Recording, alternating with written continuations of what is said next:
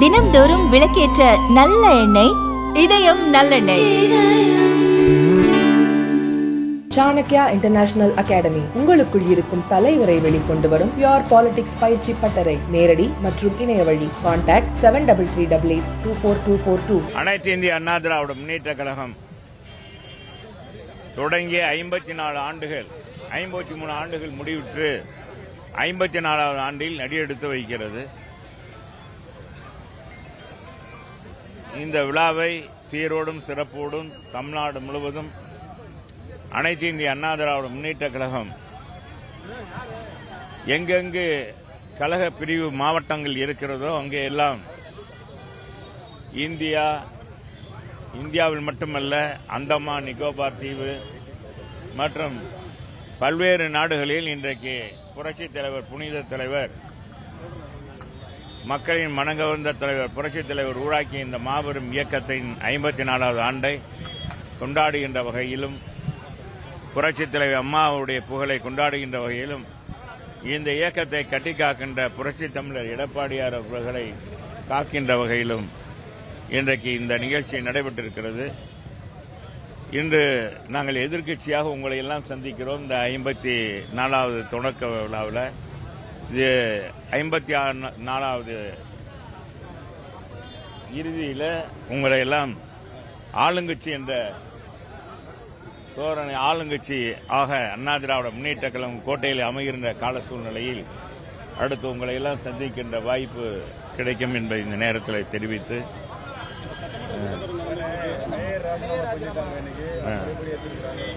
இது அண்ணா திராவிட முன்னேற்ற கழகத்துக்கு கிடைத்திருக்க மாபெரும் வெற்றி. மதுரை மாநகர் மாவட்ட மக்களுக்கு, மதுரை மாநகராட்சி மக்களுக்கு கிடைத்திருக்க உண்மையான ஜனநாயகபூர்வமான ஒரு வெற்றி என்பதை இந்த நேரத்தில் தெரிவிச்சுக்கிறேன். நீதி வலுவாத மதுரை மண், நீதிக்கு பெயர் பெற்ற மதுரை மண். இந்த மதுரை மண்ணில் வரலாறு காணாத அளவுக்கு திராவிட முன்னேற்ற கழகத்துடைய மாமன்ற உறுப்பினர்கள்,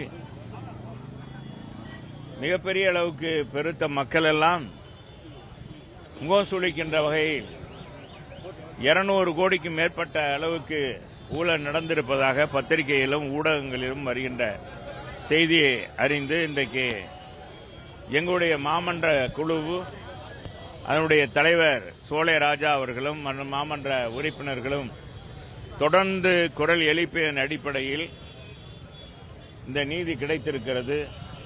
எங்கள் பொதுச் செயலாளர் புரட்சி தமிழர் எடப்பாடியார் அவர்கள் மாநகர் மாவட்ட கழகத்தின் சார்பாக நீ நடவடிக்கை எடுக்க வேண்டும், உடனடியாக ஆணையாளரை சந்தித்து இந்த ஊழல் மீது உடனடியாக ஊழல் செய்தவர்களை நீங்கள் நடவடிக்கை எடுக்க வேண்டும் என்று பணிக்க வேண்டும், கேட்டுக்கொள்ள வேண்டும் என்று கேட்டுக்கொள்கிறாங்க.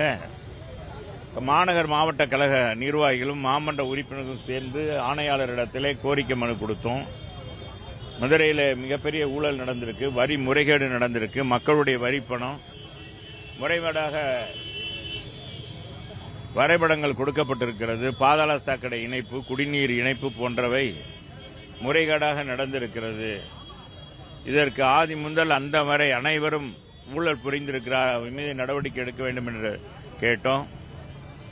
அது பத்திரிகையின் மூலமாக, ஊடகங்கள் மூலமாக எங்களுடைய கருத்துக்களை உங்களிடத்தில் எடுத்து சொன்னோம். நீங்களும் அதை உலகுக்கு எடுத்து சென்றீர்கள். மாண்புமிகு முதலமைச்சர் அவர்கள் முதல் கட்டமாக 5 மண்டல தலைவர்களை ராஜினாமா செய்ய சொன்னார். 2 நிலைக்குழு தலைவர்களையும், முக்கியமாக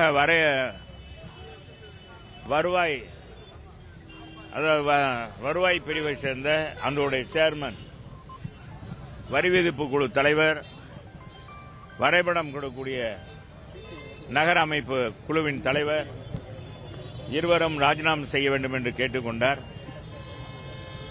அது உடனடியாக ராஜினாமா செய்யப்பட்டது. ஆனால் அதோடு பிரச்சனையை முடிக்கிற மாதிரி இருந்தது.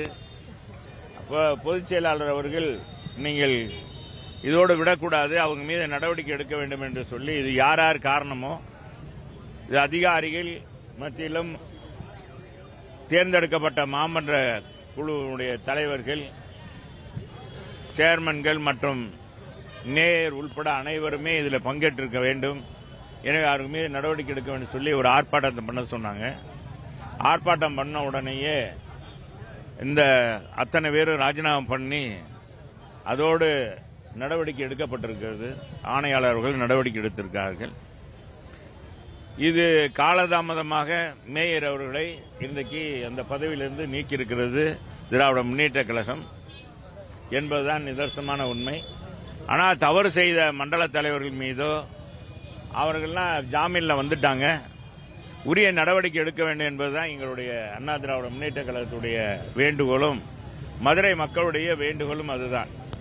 அவங்க பதவி ராஜினாமா மட்டும் செஞ்சா பத்தாது, அவங்களுடைய சொத்து மாநகராட்சி மாமன்ற உறுப்பினராக அவங்க சேரும்போது என்னென்ன எவ்வளவு சொத்து வைத்திருந்தார்களோ அதுக்கு மேல் சொத்து வைத்திருப்பவர்கள் பினாமி பேருக்கு இருப்பவர்கள்லாம் அதை பறிமுதல் செய்து மக்களுக்கு மதுரை மாநகராட்சி கொண்டு வர வேண்டும்.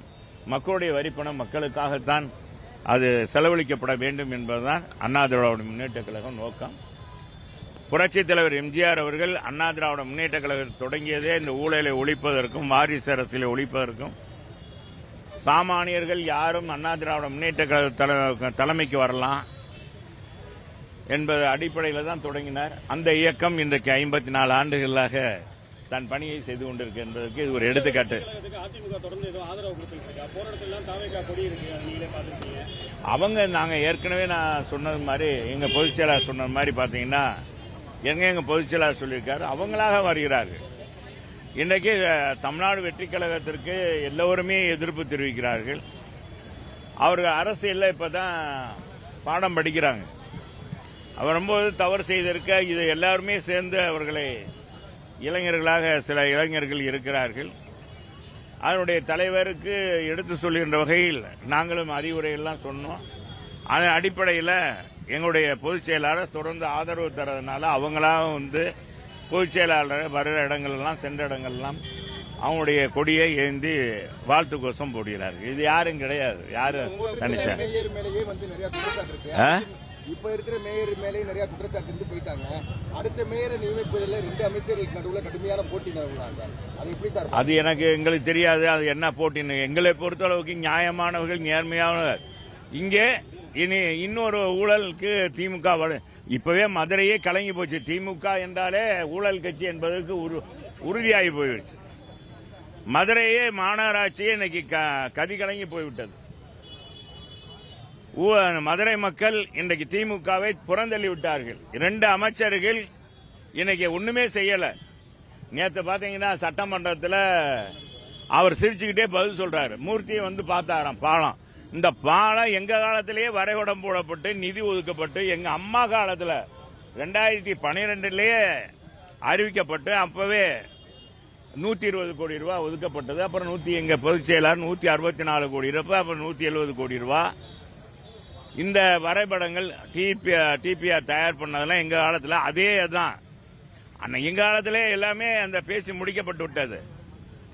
ஒன்னு நார்த் கேட்டு கோபாலகிருஷ்ணன் உரிமையாளர் அவர் தான் காலதாமதப்படுத்தார் நீதிமன்றத்தில். அந்த நீதிமன்றத்தை வழக்கம் முடிவு தருவாயில் சட்டமன்ற தேர்தல் அறிவிக்கப்பட்டு விட்டது. எனவேதான் நாங்க பூமி பூஜை போடலையே ஒழிய மதுரைக்குன்னு அவங்க எதுவுமே செய்யல. நேற்று அமைச்சர் சொல்றாரு, மாண்புமிகு பொதுப்பணி மற்றும் நெடுஞ்சாலைத்துறை அமைச்சர் அவர்கள் 10 ஆண்டுகளுடைய மக்களுடைய துன்பத்தை போக்குறதுக்கு நாங்கள் எடுத்திருக்கோம் நடவடிக்கை. 10 ஆண்டுகள் நாங்கள் சும்மா இல்லை. மதுரைக்கு இன்னைக்கு மதுரையினுடைய அழகுக்கு மதுரையை பெருமைப்படுகின்ற அளவுக்கு இன்னைக்கு இருக்கிறதுனா திட்டங்களை கொண்டு செயல்படுத்தியது இங்க இருக்கிற அண்ணா திராவிட முன்னேற்ற கழகத்தின் சட்டமன்ற உறுப்பினர்கள், அமைச்சர்கள். அதே மாதிரி எங்க பொதுச் செயலாளர் நிதி கொடுத்த உதவியவர் பொதுச் செயலாளர் 8000 கோடிக்கு பணிகள் நடந்திருக்கிறது. இவங்களை மாதிரி சும்மா வாய்ப்பு பந்தல் போடுறதில்ல. நாங்க வாய்ப்பந்தலே போடல. நாங்க எல்லாமே களமாடி இருக்கோம். இதுக்கு அத்தாச்சி முல்லை பெரியாரான இங்கே 10 பாலங்கள் கட்டியிருக்கோம்.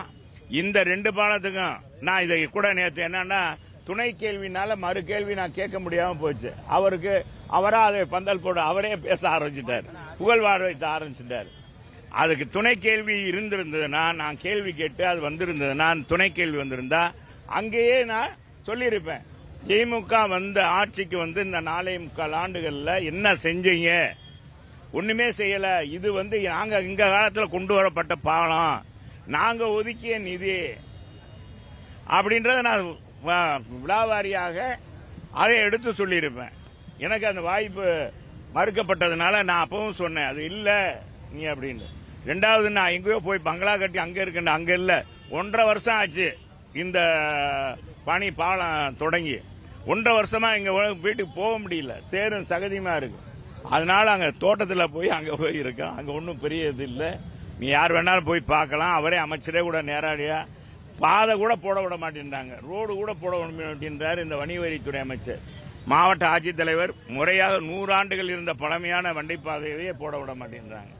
ஆக எவ்வளவு காழ்ப்புணர்ச்சியோடு திமுக இருக்கிறது என்பதற்கு எடுத்துக்காட்டு. மதுரைக்கு எதையும் எந்த காலத்திலும் திமுக ஒழுங்காக செஞ்சது கிடையாது. இப்ப இந்த முல்லை பெரியார் கூட்டுக்குடியிருப்பு பாத்தீங்கன்னா பாதாள சாக்கடை எல்லாமே குண்டும் குழியுமா இருக்கு. இதைத்தான் மதுரை மக்களுடைய உணர்வுகளைத்தான் நான் பிரதிபலித்தேன். எனக்கு தனிப்பட்ட முறையில் இந்த ஆட்சியை குறை சொல்லணும்னா எனக்கு ஒன்றும் இது இல்லை. மதுரையில் மக்கள் படுற கஷ்டங்களை துன்பங்களை இந்த பாருங்க, மழை பெஞ்சது எவ்வளவு பாருங்க, நம்ம எவ்வளவு கஷ்டப்படுறோம், துன்பப்படுறோம். எங்கேயும் வேலைக்கு போக முடியல, மதுரை மக்கள் எங்கேயும் போக முடியல, பள்ளிக்கூடத்துக்கு கொண்டு போக முடியல. பிள்ளைகளை பாத்தீங்கன்னா பூரா யூனிஃபார்ம் பூரா அழுக்காயிருது. இதைத்தான் எடுத்து சொன்னேன்.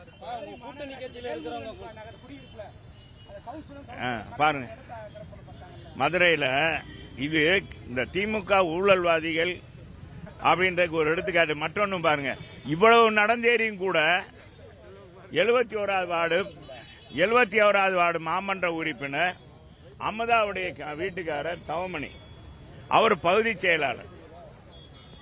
அவரு அந்த நகர அங்க இருக்க குடியிருப்பு நலசங்கத்திட்ட ஒரு குறிப்பிட்ட அமௌண்ட் கேட்கிறார். அது அவங்களால பிரட்டி கொடுக்க முடியல. அவங்களே வாக்குமூலம் கொடுத்தது, குறிப்பிட்ட அளவுக்கு கொடுக்கறாங்க. அதெல்லாம் கிடையாது, அந்த இடத்த நான் எனக்கு கொடுக்கணும், இல்லைன்னா நான் ஆபீஸ் கட்டுவேன்றார். எதுங்க, அவங்க அங்க குடியிருக்கிறதுக்கு வந்ததான் பாதை. ஏதாச்சும் ஆம்புலன்ஸ் சீனியர் சிட்டிசன் இருக்காங்க, அந்த சீனியர் சிட்டிசனை ஏதாச்சும் ஒரு இதுன்னா ஆம்புலன்ஸ் வந்து திரும்ப கூட்டிட்டு போக முடியாது. இதுக்கு 10 லட்சம் ரூபாய் முறைகேடாக ஒதுக்கீடு செய்து பூங்கா அமைக்கிறேன்னு சொல்லி பூங்கா அமைக்கிறதுக்கு முன்னாலே சுவர் எழுப்புறார். அதை என்கிட்ட சொன்னாங்க, நானா போகல, நான் சொல்லித்தான் நான் போனேன், வந்து கேட்டுக்கொண்டு போனேன். போனால் உண்மையிலே அது பக்கத்திலே ஒரு பார்க் இருக்கு, ஆனால் அது முறைகேடாக இவர் செஞ்சிருக்காரு என்பதற்கு சான்று. எங்க முன்னாலே அவர் கூட தகராறு பண்றார். மாநகராட்சி ஆணையாளர் உரிமையில பேசுறார். எவ்வளவு திமுக காரங்க பகுதி செயலாளர் எவ்வளவு முறைகேடாக இருக்கிறாங்க பாருங்க. அண்ணா திமுக முன்னேற்ற கழகத்துக்கு தான் மதுரை மக்களுக்கு கிடைத்த தீபாவளி பரிசு தான் இது. கூட்டணி கட்சியில் ஸ்ட்ராங்கான கூட்டணி அமைப்போது ரொம்ப பிரகாசமா பேசுறாங்க. சமூக வலைதளங்களையும் அதிமுக ரொம்ப பிரகாசமா இருக்கின்ற மாதிரி போறாங்க. அது ஸ்ட்ராங்கான கூட்டணி என்ன சார்? அது ஸ்ட்ராங்கான கூட்டணின்னா இன்னும் கட்சிகள் வரும் அப்படின்றது தான் சொல்றாங்க. வேற ஒன்றும் இல்லை, இன்னும் கட்சிகள் இணையறதுக்கு வாய்ப்பு இருக்கு. ஏன்னா தேர்தல் நேரத்தில் தான் எந்த கூட்டணியும் இறுதி செய்வாங்க, முதல்ல முடிக்கிறது இல்லை. சில கூட்டணி இப்ப திமுக இருக்க கூட்டணி கூட தொகுதி உடன்பாடு இருக்கு, எத்தனை சீட்டு பேர இருக்கு, இதெல்லாம் இருக்கு. அதுல அவங்க என்னதான் இது பண்ணாலும் கடைசி நேரத்தில் மாற்றம் இருக்குன்னு சூழ்நிலை ஏற்கனவே தமிழகத்தில் நடந்திருக்கு. அதை வச்சு சொல்லியிருக்காங்க.